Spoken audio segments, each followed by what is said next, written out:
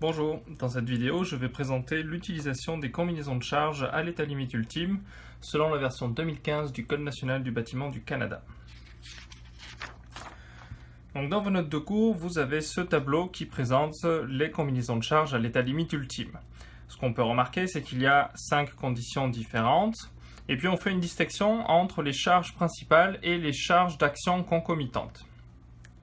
On peut voir également que dans certains cas, il faudra appliquer un coefficient 1,25 sur la charge permanente D, et dans d'autres cas 0,9 fois la charge permanente D. Quant à la charge d'action concomitante, on aura le choix de l'ajouter ou non, et on ne mettra jamais en même temps les 4 types de charges D, L, S et W. On aura un maximum de 3 charges. La condition 1 est relativement simple, c'est simplement 1,4 fois la charge permanente. Si on regarde la condition 2, ça va consister en fait à faire 3 vérifications.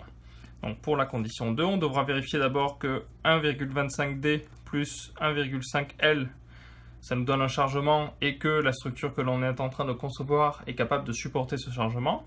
On devra faire la même vérification pour 1,25D plus 1,5L plus 1,0S, donc une fois la charge de neige. Et enfin, même vérification pour 1,25D plus 1,5L plus 0,4W. Donc vérifier les combinaisons de charges selon la condition 2, c'est en fait faire ces 3 vérifications. Dans quel cas est-ce qu'on utilise 1,25D ou 0,9D?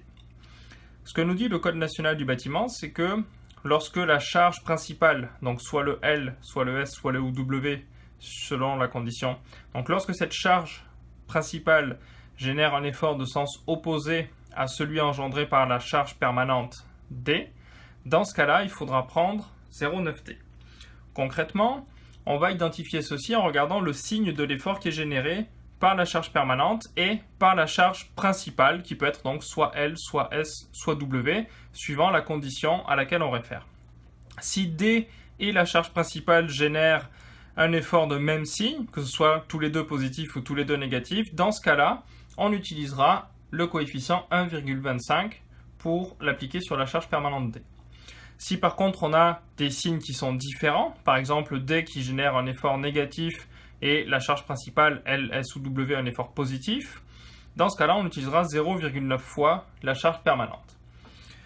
Un exemple très simple pour illustrer ceci, si D génère un effort normal de 100 kN et S 50 kN, dans ce cas-là, la condition 3 va correspondre à 1,25D plus 1,5S. Si D génère un effort normal de moins 100 et L moins 50 kN, alors ce sera 1,25D plus 1,5L. Les deux sont de même signe. Finalement, si D génère un effort normal de moins 100 kN et W plus 50, on en a un qui est négatif, l'autre qui est positif. Dans ce cas-là, ce sera 0,9D plus 1,4W pour la condition 4. Quant à la charge d'action concomitante, est-ce qu'on ajoute cette charge ou non? Vous voyez que en théorie, on doit faire les 3 vérifications, mais on peut identifier assez simplement quel va être lequel de ces 3 cas qui va générer les efforts maximaux et donc qui va être utile pour concevoir une structure.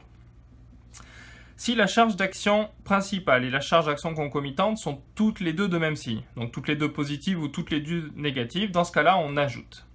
Si la charge d'action principale et la charge d'action concomitante sont de signes opposés, l'une négative et l'autre positive, donc qu'elles génèrent des efforts de signes différents, dans ce cas-là, on n'ajoute pas la charge d'action concomitante. Et pour illustrer ceci, on va s'appuyer sur le petit exemple. Donc on va toujours supposer que ce sont des efforts normaux pour L, S et W. Et on va regarder 2 conditions pour voir un petit peu l'influence de la charge d'action principale et concomitante. Condition 2, donc pour la condition 2, la charge principale c'est le 1,5L et les charges concomitantes vont être soit 1,0S, soit 0,4W. Donc L est de signe positif, S est de signe positif, principale et concomitante sont toutes les deux de même signe, donc on ajouterait, et ce serait 1,5L plus 1,0S. Par contre, si on regarde pour le W, pour le vent, L est de signe positif, W est de signe négatif. Donc on a une charge d'action principale de signe positif, charge d'action concomitante de signe négatif, donc on n'ajoute pas. L'effort va être maximal si on n'ajoute pas ce 0,4W. Donc ce n'est pas faux en soi de faire le calcul détaillé en ajoutant le 0,4W, mais c'est certainement pas ceci qui va nous donner l'effort maximal. Pour la condition 3, donc dans la condition 3, c'est S, la charge de neige, qui est notre charge d'action principale. Et les charges d'action concomitantes vont être soit 1,0L, soit 0,4W. S est de signe positif, L est de signe positif. Charge d'action principale S et charge d'action concomitante L sont toutes les deux de signe positif, donc on va ajouter le plus 1,0L si on veut faire la vérification pour la condition 3. Toujours pour la condition 3, si on regarde pour le vent, S, la charge d'action principale est de signe positif, W de signe négatif. Donc charge d'action principale positive et concomitante négative. On a des signes qui sont différents, donc on n'ajoute pas la charge d'action concomitante 0,4W. Là encore, on pourrait détailler le calcul pour avoir l'effort pondéré avec l'effet de la neige et du vent, mais ce n'est certainement pas cette combinaison de charges qui va nous donner l'effort maximal. Donc voici comment utiliser les combinaisons de charges à l'état limite ultime pour le Code national du bâtiment du Canada version 2015. S'il y a des questions sur cette vidéo, comme d'habitude, posez-les dans la section commentaires.